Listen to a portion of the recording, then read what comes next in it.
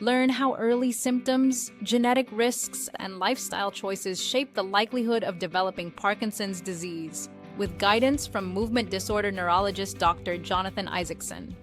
We know that there's some prodromal risk factors that are associated with Parkinson's disease. Some of those risk factors include REM sleep behavior disorder, where you may thrash in your sleep or yell or kick, which many patients may endure some of these symptoms, or their partner may notice some of these symptoms. But when you get a polysomnography test, which confirms that you do in fact have this REM sleep behavior disorder, the patients who have a positive test have over a 90% chance of developing Parkinson's disease in the next 5 to 10 years, what we see in the studies. Other prodromal symptoms that are tougher to quantify, but anosmia or trouble smelling and constipation, we see usually decades even before symptom onset of Parkinson's disease develops. So there's much research being done now if we can identify different markers, whether that be biomarkers, whether that be synuclein skin biopsy, whether that be even early changes to the DAT scans or different changes to the MRI that we can notice and earlier diagnose these conditions.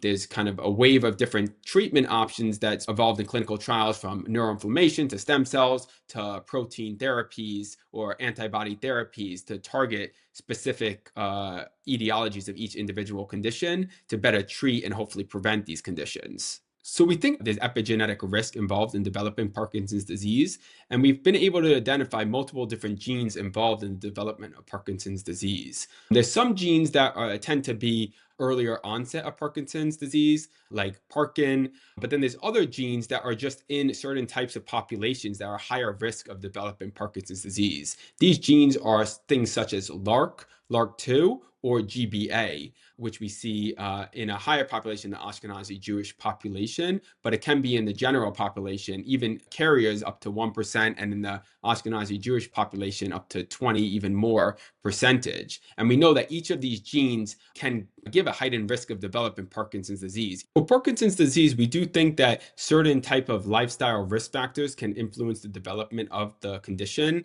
Things that we know that slows the progression of Parkinson's disease are things like cardiovascular exercise. So getting at least 150 minutes a week of exercise, we know slows down the progression of Parkinson's. And it's thought that being physically active and engaging in cardiovascular exercise a certain amount can hopefully slow the progression of Parkinson's, but possibly even prodromal Parkinson's or at-risk Parkinson's disease as well. Certain dietary risk factors are associated with Parkinson's disease as well. And we think kind of a Mediterranean diet, healthy fishes, nuts, fruits and vegetables, avocado, healthy fats, are all associated with slowing down progression of Parkinson's disease and delaying onset. Other things are still being investigated in terms of, can vascular risk factors slow down Parkinson's? But we think, similarly to Alzheimer's, different vascular risk factors can kind of speed up the progression of some of these conditions. And if we can put the brakes on some of these vascular risk factors, we can slow down the progression of both Alzheimer's and Parkinson's disease. We hope you enjoyed this video. To access a free Mastering Brain Health course led by Dr. Richard Isaacson, visit ind.org/learn. And to directly contribute to IND's research efforts, visit ind.org/donate.